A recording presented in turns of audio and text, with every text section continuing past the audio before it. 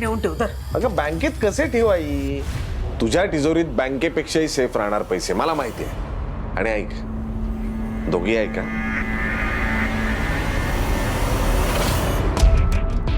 याबद्दल कोणाला काही बोलू नका. कारण काय आहे, हे जे काही मध्ये चोरांचं प्रकरण झालं त्यानंतर कानाला खडा. तू हे पैसे तुझ्याकडे ठेव आणि तू हवे तेव्हा वापर. ठीक आहे बाबा. हे बघ,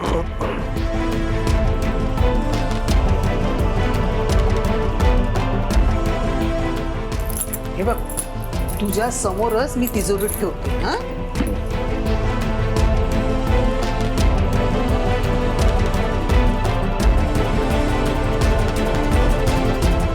आई, तू आता कपाट उघडलंच आहेस तर माझ्यासाठी ते दागिने काढून ठेवलेस ते दे ना मला.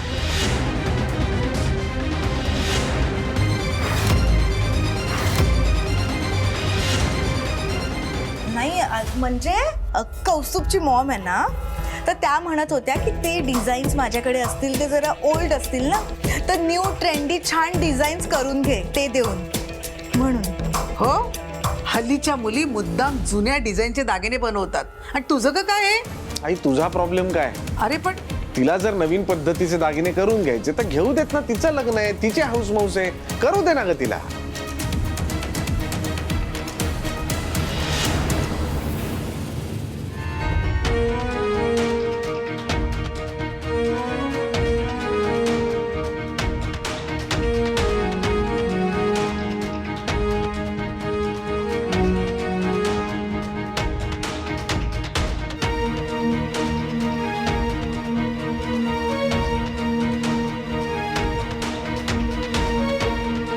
अरे देवा, आईने त्यांचे दागिने सुद्धा हिच्या हातात सोपवले.